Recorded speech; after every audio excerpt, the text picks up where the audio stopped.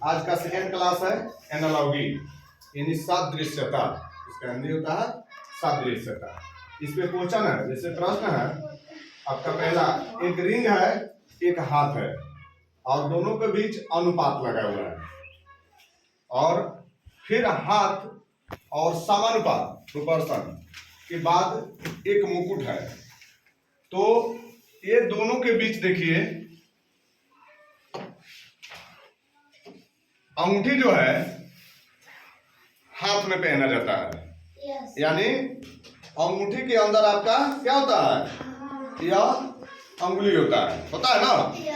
उसी तरह मुकुट के अंदर क्या होता है, सिर होता है। मुकुट के अंदर क्या होता है, सिर होता है। ये हाथ पैर और पूरे फेस नहीं होगा, ठीक है। तो ये आपका आंसर क्या हो जाएगा, ए नंबर का हो जाएगा।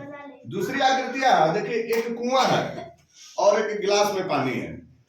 तो कुएं से निकलता है कि क्या चीज, पानी। उसी तरह से यह कोयला है, तो कोयला किस चीज से निकलेगा, खदान से निकलता है। तो यह हमारा खदान भी आंसर हो जाएगा। तीसरा प्रश्न जो है, यह एक त्रिभुज है जिसमें 3 भुजा है और अनुपात दूसरे फिगर में एक चतुर्भुज है जिसमें 4 भुजा है, और फिर कह रहा है कि यह समानुपात एक आयत के अनुपात में क्या होगा।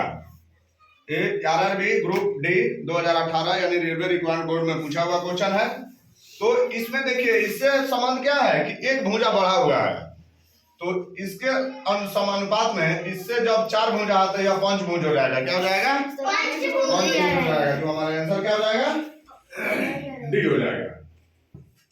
नेक्स्ट 4 नंबर क्वेश्चन है कि एक त्रिभुज में बहुत सारे त्रिभुज हैं जिसमें 2 मात्र कलर किया हुआ है जो ऊपर के कॉर्नर पे है, और दूसरिका में क्या हुआ है, यह 90 डिग्री पे रोटेट किया हुआ है। क्या हुआ है, यह 90 डिग्री पर रोटेट किया हुआ है, और तीसरा में फिर 90 डिग्री घूमा हुआ है, ऐसे आ गया है। तो चौथे में फिर आपका ऐसे आके क्या हो जाएगा, यह घूम जाएगा। जो आपका आंसर क्या हो जाएगा, बी हो जाएगा। यही है नॉन वर्बल आपका, ठीक है। नेक्स्ट क्वेश्चन आपका है, नेक्स्ट प्रश्न 5 नंबर जो दिया हुआ है, एक सर्किल के अंदर 4 खंड है और 4 खंड के अंदर एक ही कलर किया हुआ है, और उसके अनुपात में यह दिया हुआ है कि एक वर्ग है और उसके अंदर 8 खंड है और उसमें 2 कलर किया हुआ है, यानी इसके दुगुना इसमें है। अब कह रहा है कि इसके समानुपात में एक सर्किल के अंदर 3 खंड है, उसमें 2 कलर किया हुआ है और एक क्या है, सादा है। तो इसके अनुपात में बताइए, 3 दूनी 6 को खंड हो जाएगा, और 6 को खंड में 4 को कलर किया होना चाहिए, यही ना होना चाहिए।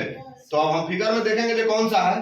जो फिगर में देखिए हमारा 2 खाली और 4 क्या हुआ है, कलर किया हुआ है। समझ में आ रहा है ना।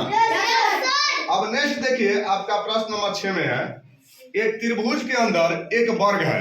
एक त्रिभुज के अंदर एक वर्ग है, और इसके अनुपात में एक त्रिभुज के अंदर क्या है, एक वर्ग है, और इसके अनुपात में एक वर्ग के अंदर एक त्रिभुज है, यानी जस्ट इसके अपोजिट है, जस्ट इसके अपोजिट है।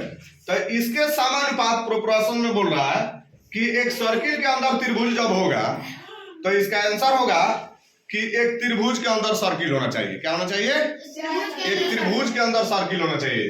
तो एक त्रिभुज के अंदर सर्किल किसमें है, ए नंबर में है।